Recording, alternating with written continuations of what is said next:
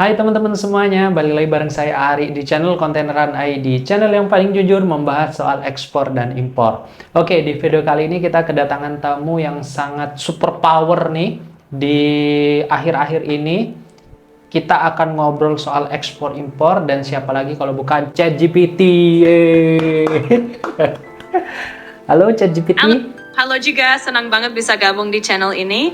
Yuk kita mulai obrolannya seputar ekspor-impor. Ada topik atau pertanyaan khusus yang mau dibahas dulu? Mungkin bisa perkenalan diri dulu nih. Anda ini siapa? Nama panggilannya apa? Boleh nggak kalau kita manggil sesuatu gitu? Boleh, silahkan. Tentu aja, senang banget. Kamu bisa panggil aku Kontainerian, biar lebih akrab aja. Dan aku di sini siap bantu jawab segala hal yang berkaitan dengan ekspor-impor atau topik lainnya yang mau kamu diskusikan. Oke, mungkin kita mulai dari awal ya. Anggap aja saya belum tahu mengenai soal ekspor-impor.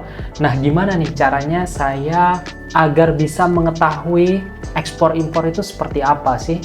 Gimana tipsnya dari Kontainerian nih? Nah, kalau mau mulai belajar ekspor-impor dari nol, yang pertama adalah pahami dulu konsep dasarnya.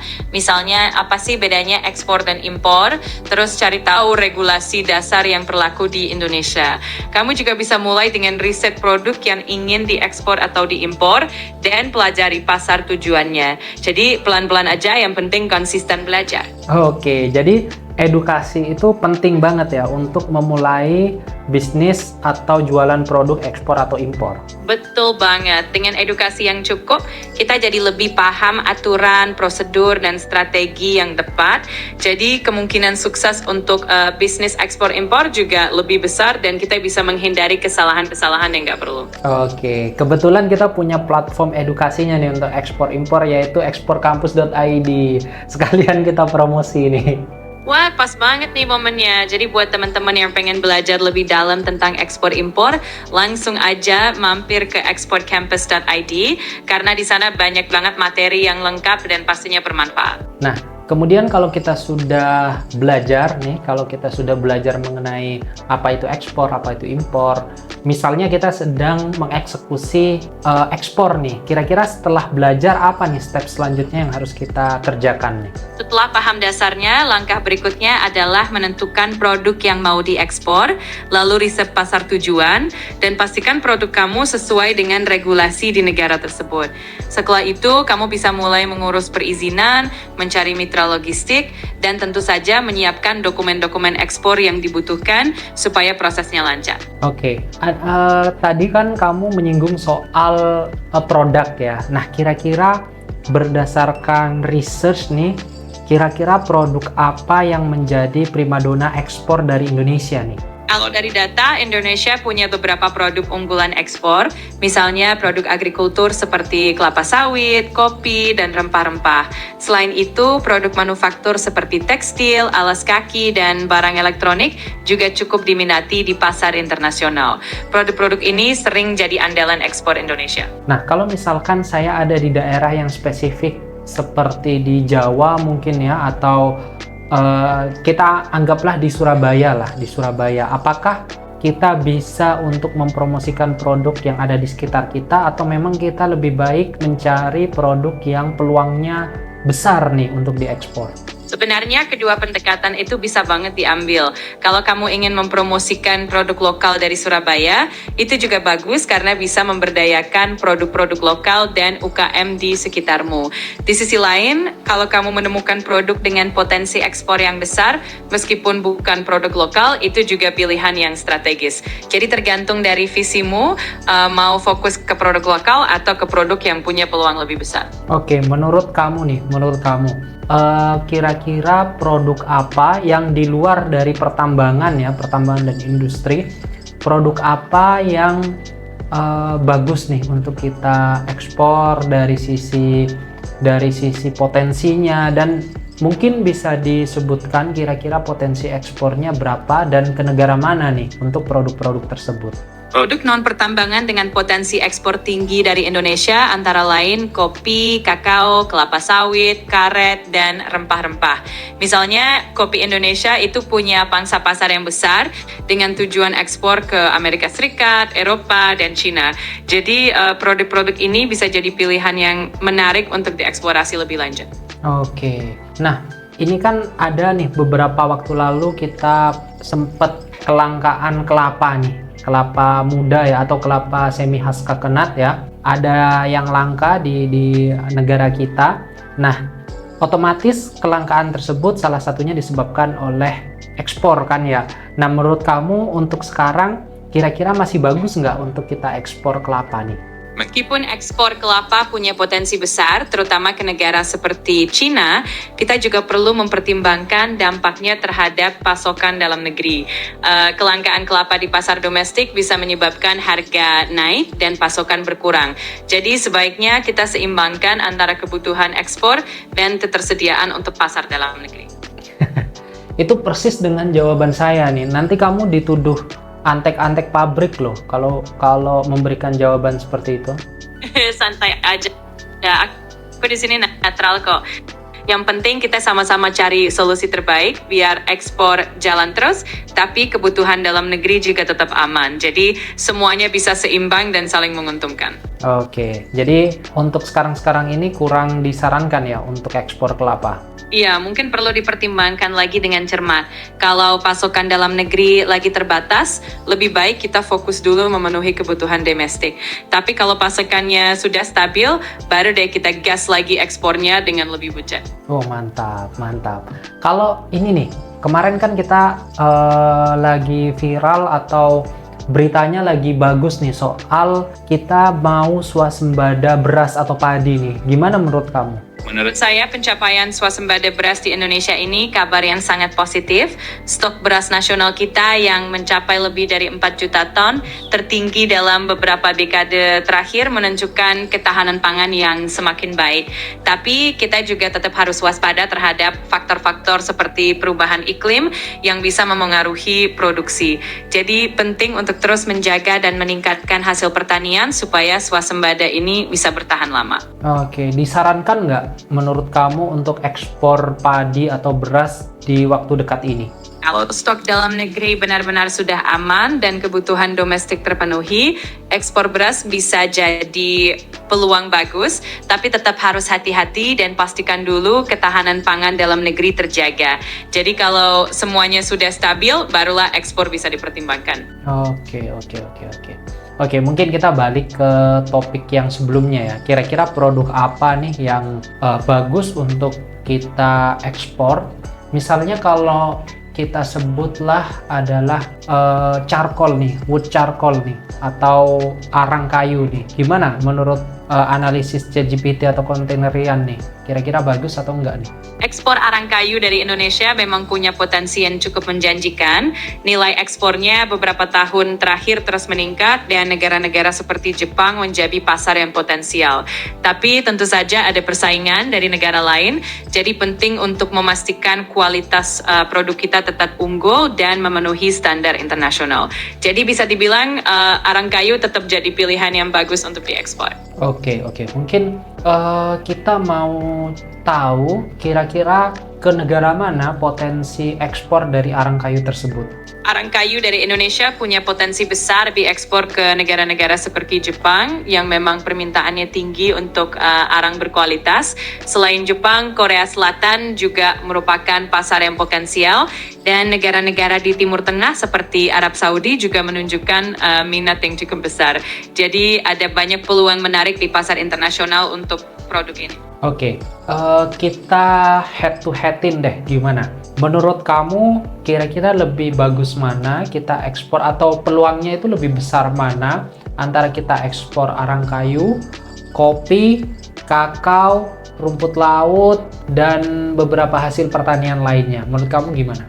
Menurut analisis, kopi dan kakao punya peluang ekspor yang sangat menjanjikan karena permintaan global yang stabil dan cenderung meningkat.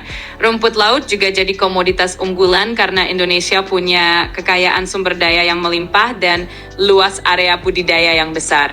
Sementara itu, arang kayu juga memiliki potensi namun persaingannya cukup ketat dan nilai tambahnya cenderung lebih rendah dibanding komoditas pertanian lainnya. Jadi secara umum, kopi, kakao, dan rumput laut bisa dianggap lebih unggul dari segi peluang ekspor. Oke, nice. Kita dapat insight baru nih terkait dengan produk-produk yang mau kita ekspor. Nah, menurut kamu kira-kira syarat untuk diekspor produk-produk tersebut apa aja nih? Kalau mau ekspor produk, ada beberapa syarat umum yang perlu dipenuhi. Pertama, pastikan produk kita memenuhi standar kualitas dan keamanan internasional. Kedua, lengkapi dokumen seperti sertifikat asal-usul, izin ekspor, dan dokumen bea cukai.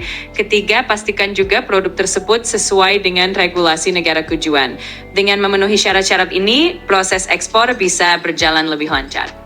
Nah, itu kan terkait dengan dokumen yang harus atau yang menjadi persyaratan di negara tujuan ekspor. Nah, kita sebagai pemula, kira-kira dokumen apa yang harus kita miliki nih untuk bisa melakukan ekspor?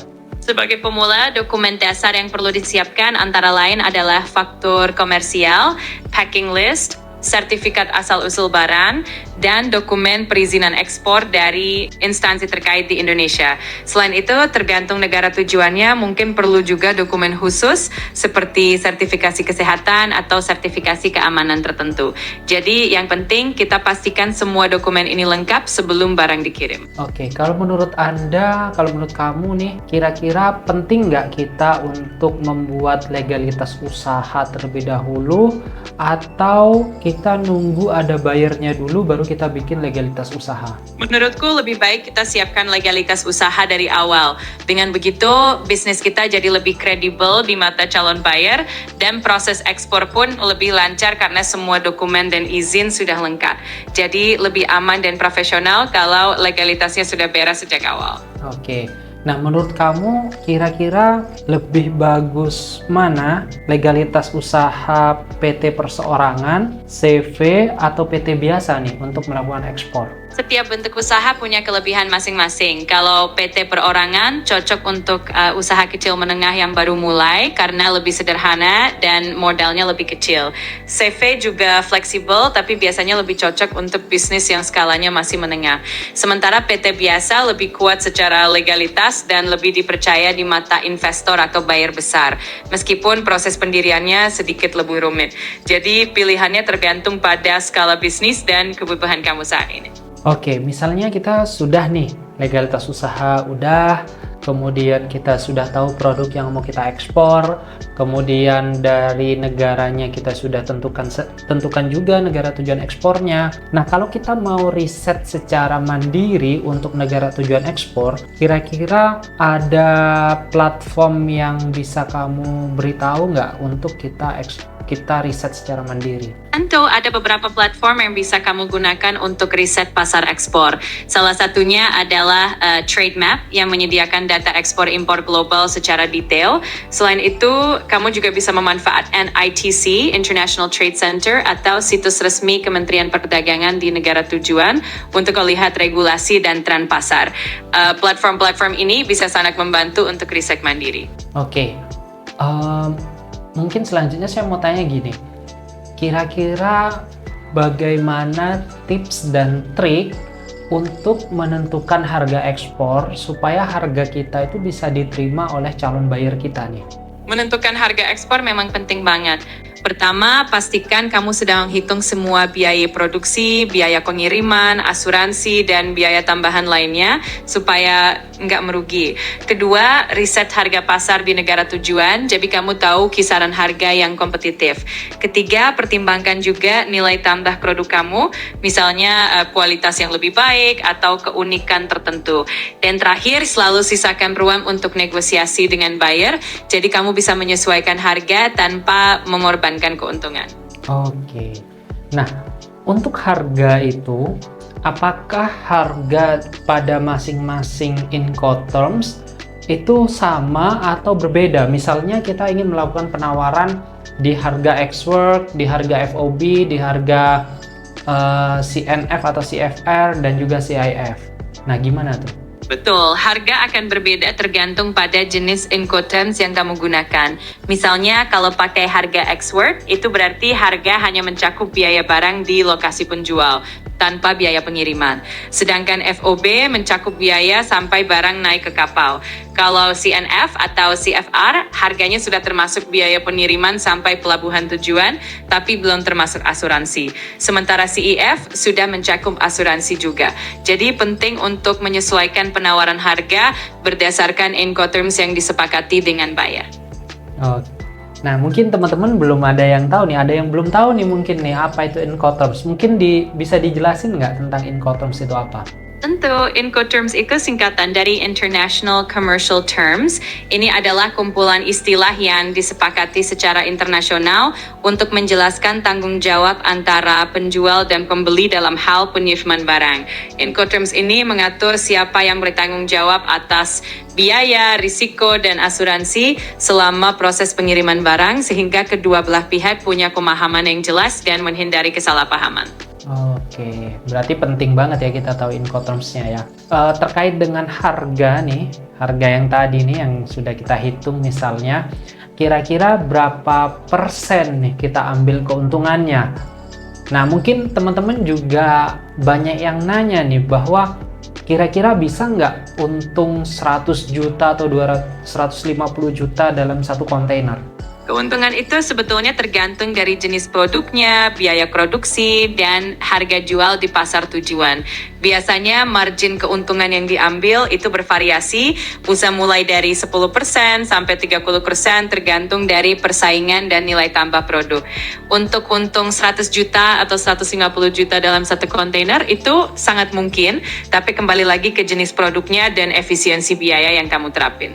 Oh iya, benar juga ya. Kalau kopi misalnya, kopi kan omset bisa 1 miliar lebih tuh dalam satu kontainer. Mungkin kalau 10% ambil untungnya ya mungkin bisa 100 jutaan untungnya, gitu ya?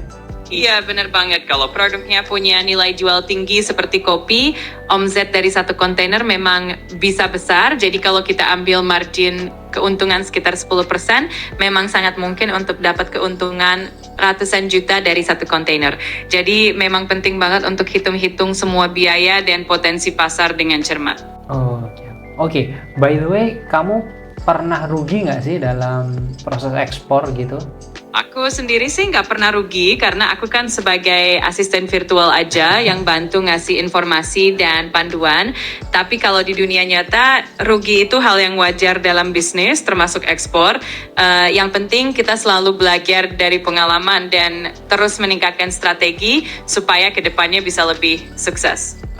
Oke. Apa yang biasanya membuat pengusaha itu rugi nih di dalam bisnis ekspornya? Beberapa faktor yang bisa bikin pengusaha rugi dalam bisnis ekspor itu misalnya perencanaan yang kurang matang, kurang riset pasar, atau nggak paham regulasi negara tujuan. Selain itu, fluktuasi nilai tukar, biaya logistik yang tiba-tiba naik, atau masalah kualitas produk juga bisa jadi penyebab kerugian. Makanya penting banget buat selalu siapin strategi mitigasi risiko. Oke, berarti dari segala sektor ya bisa menyebabkan sebuah kerugian produk, kemudian riset pasar, nilai tukar, kemudian forwarder juga bisa nggak ya?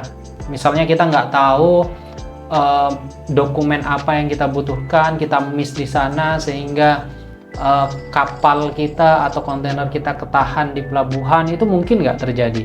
Iya, itu juga bisa banget terjadi.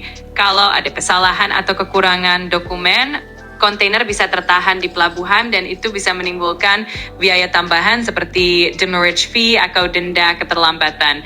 Makanya penting banget untuk kerjasama dengan forwarder yang berpengalaman dan pastiin semua dokumen lengkap sebelum barang berangkat, biar gak ada kendala di jalan. Oke. Dengar-dengar charge seperti detention and demurrage itu bisa sampai ratusan juta. Itu benar nggak sih? Iya, benar banget. Biaya detention dan demurrage itu memang bisa sangat tinggi kalau kontainer tertahan lebih lama dari waktu yang disepakati. Makanya penting banget untuk benar-benar memastikan semua dokumen dan jadwal pengiriman sudah sesuai, supaya kita bisa menghindari biaya-biaya tambahan yang nggak perlu. Oke. Jadi pemilihan forwarder itu juga penting, kemudian juga mengenai penghitungan juga penting. Kemudian apa sih nih? Kita kan masih belum dapat buyer nih. Apa sih tips yang bisa kita lakukan supaya kita bisa dapat buyer nih? Salah satu tips untuk mendapatkan buyer adalah aktif ikut pameran dagang internasional, karena di sana kita bisa langsung ketemu calon buyer potensial. Selain itu, bisa juga manfaatin platform digital seperti marketplace B2B, misalnya Alibaba atau Trade India dan sebagainya. Jangan lupa juga untuk bangun networking, misalnya dengan gabung ke asosiasi eksportir atau kamar dagang, supaya kita bisa dapat referensi buyer dari jaringan yang lebih luas. Oke, kamu tahu nggak? Kamu bisa info ke kita nggak? Kira-kira platform apa saja yang bisa kita gunakan untuk mencari buyer potensial nih, secara gratis nih? Beberapa platform gratis yang bisa kamu manfaatkan untuk mencari buyer potensial itu antara lain LinkedIn, karena di sana kamu bisa langsung terhubung dengan profesional dari berbagai negara. Selain itu ada juga platform seperti globaltrade.net atau Kompasiana yang sering jadi tempat diskusi dan berbagi informasi seputar ekspor-impor. Dan jangan lupa juga untuk cek website Kementerian Perdagangan, karena kadang mereka juga punya data dan informasi buyer yang bisa diakses. Oke. Berarti kita juga harus aktif ke Kementerian Perdagangan. Ya. Ngomong-ngomong, Kementerian Perdagangan kan punya yang namanya ITPC dan Atasé Perdagangan tuh. Nah, itu fungsinya apa sih ITPC Atasé Perdagangan itu?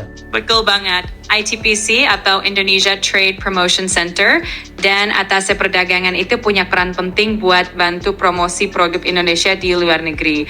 ITPC biasanya fokus untuk memfasilitasi pameran dagang, business matching, dan memberikan informasi pasar kepada pelaku usaha Indonesia. Sedangkan Atasé Perdagangan yang ditempatkan di Kedutaan Besar Indonesia juga membantu memperkuat hubungan dagang dan memberikan informasi seputar regulasi serta peluang pasar di negara tersebut.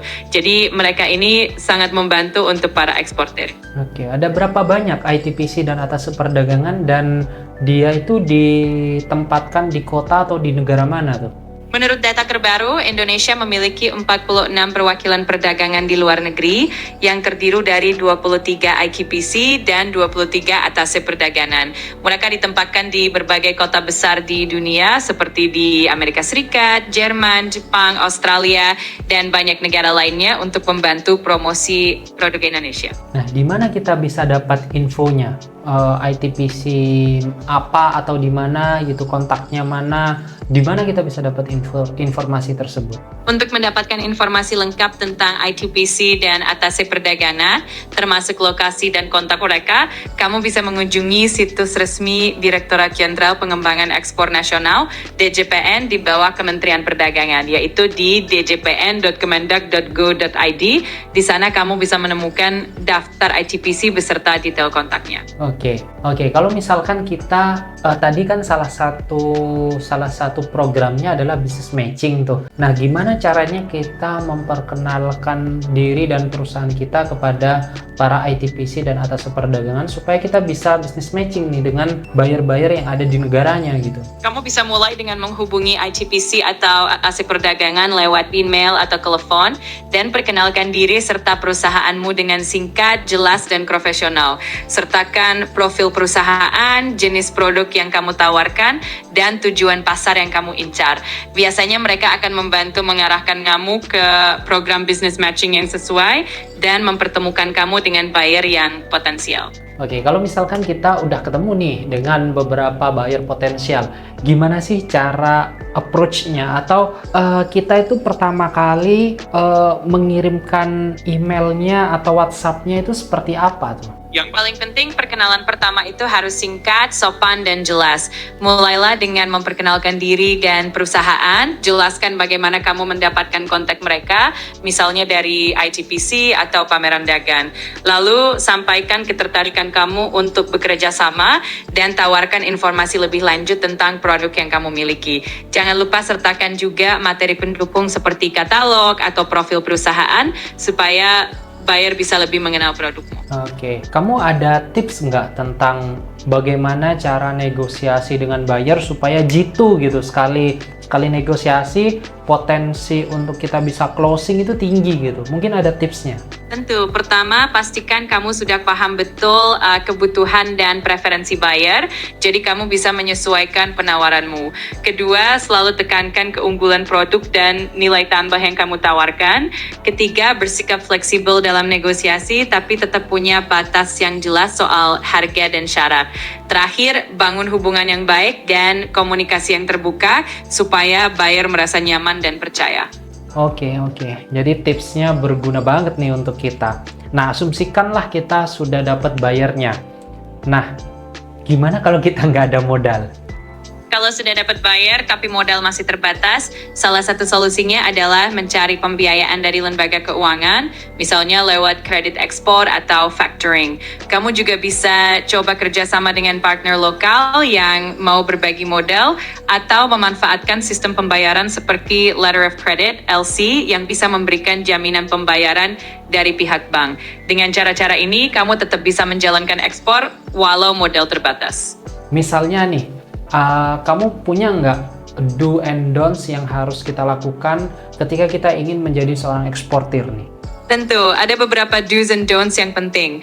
Do's-nya antara lain, selalu lakukan riset pasar dengan baik, pastikan semua dokumen ekspor lengkap, dan bangun hubungan yang baik dengan buyer.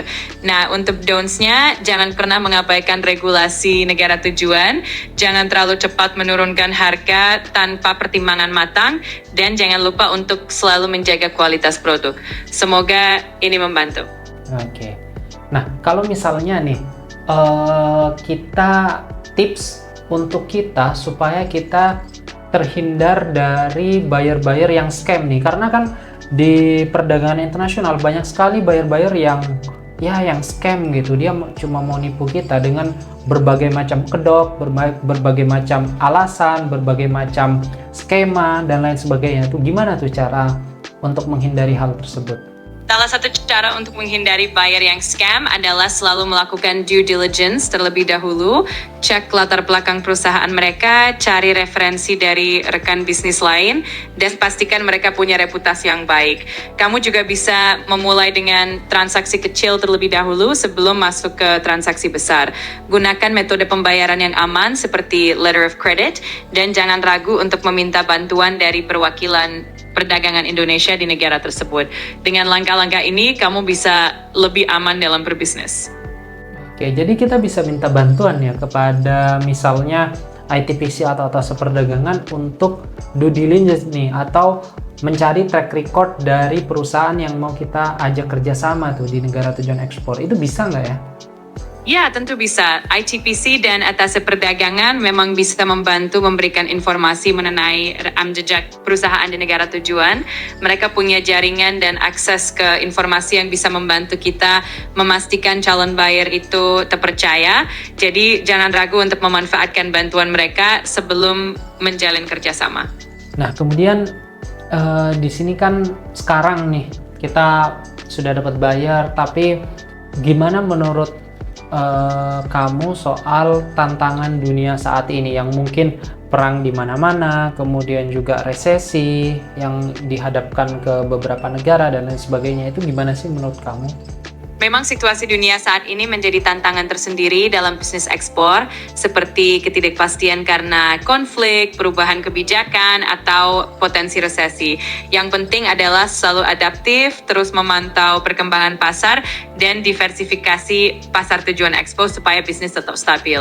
Kesigapan dalam menyesuaikan strategi dan menjaga hubungan baik dengan buyer juga akan membantu menghadapi tantangan-tantangan global ini. Oke, sekarang kita masuk ke segmen tanya jawab. Ini ada pertanyaan dari beberapa followers atau mungkin subscriber kita bacakan di depan kontainerian ChatGPT. Nah, mungkin pertanyaan pertama nih. Halo Bang, untuk KBLI produk kemiri apa ya? Untuk produk kemiri, kode KBLI yang relevan adalah 10289 yang mencakup pertanian tanaman rempah-rempah, aromatik, penyegar, dan obat lainnya. Semoga membantu. Oke, kemudian yang kedua dari Bang Anton Jun 9714 nih. Bagaimana cara ekspor sidat untuk kami di Sulawesi Tengah? Untuk mengekspor sidat dari Sulawesi Tengah, kamu perlu memastikan bahwa sudah memiliki izin ekspor yang dibutuhkan, mencari pembeli yang tepat di luar negeri, menyiapkan dokumen pendukung seperti sertifikat kesehatan dan standar mutu, serta bekerja sama dengan jasa logistik yang berpengalaman dalam pengiriman produk perikanan. Dengan langkah-langkah ini, proses ekspor sidat bisa berjalan lebih lancar. Nah, selanjutnya ini dari Bang Sofyan nih. Ini dia bertanya soal wood pellet nih. Kira-kira wood pellet ini bisa untuk pembangkit listrik yang wattnya kecil ya? Ya, wood pellets memang bisa digunakan sebagai bahan bakar untuk pembangkit listrik skala kecil. Wood pellets ini efisien, ramah lingkungan, dan cukup mudah digunakan, terutama untuk kebutuhan energi di rumah tangga atau usaha kecil. Oke. Nah, ini selanjutnya ada pertanyaan dari Mr. Irawan 777 nih. Kira-kira kalau kita mau bikin briquette itu kita mau bikin wood pellet, kira-kira itu ada campuran tambahan untuk perekatnya nggak ya? Ya, dalam pembuatan wood pellet biasanya memang ada bahan tambahan seperti tepung tapioka atau molase yang berfungsi sebagai perekat. Perekat ini membantu partikel kayu menyatu lebih padat dan membuat pellets lebih kokoh. Tapi penting juga untuk memastikan komposisinya tetap ramah lingkungan dan tidak menimbulkan emisi berlebih saat pembakaran. Oke, kemudian selanjutnya ini ada pertanyaan dari Kak Sylvia Dewi. Nah, di sini ajarin dong cara jualan sekam bakar secara mandiri kapasitas kecil. Gimana caranya? Untuk memulai usaha sekam bakar kapasitas kecil, kamu bisa mulai dengan peralatan sederhana untuk pembakarannya seperti cerobong dari kawat ram. Setelah sekam bakar siap, kamu bisa memasarkan produkmu lewat media sosial, marketplace online, atau langsung ke komunitas petani lokal. Dengan cara ini, kamu bisa membangun bisnis kecil yang berkelanjutan dan berkembang secara mandiri. Oke, kemudian pertanyaan dari Rencong Aceh nih. Cara ekspor kelapa muda gimana, Om? Untuk mengekspor kelapa muda, pastikan dulu semua dokumen ekspor sudah lengkap seperti surat izin usaha perdagangan dan NPWP. Pelajari juga persyaratan dari negara tujuan, lalu kemas kelapa muda dengan standar yang baik agar tetap segar. Setelah semua siap, kelola pengiriman dengan mitra logistik yang terpercaya, dan pastikan pembayaran sesuai dengan kesepakatan. Oke, mungkin ini pertanyaan terakhir nih untuk Anda, untuk kontainerian. Menurut kamu ekspor itu mudah nggak sih? Ekspor itu sebetulnya menantang, tapi bisa jadi mudah kalau kita sudah paham prosesnya dan punya persiapan yang matang. Dengan pengetahuan yang cukup, jaringan yang baik, dan ketekunan, kita bisa menjalani proses ekspor dengan lebih lancar. Jadi kuncinya adalah belajar terus, adaptif, dan jangan mudah menyerah. Oke, satu kalimat untuk orang yang bilang ekspor itu mudah. Ekspor itu memang penuh tantangan, tapi dengan persiapan yang tepat, semua pasti bisa dijalani dengan lebih mudah. Semangat terus. Oke, mungkin terakhir nih, ini terakhir pesan atau tips mungkin kepada teman-teman kita yang mungkin ya masih dalam proses untuk ekspor, belum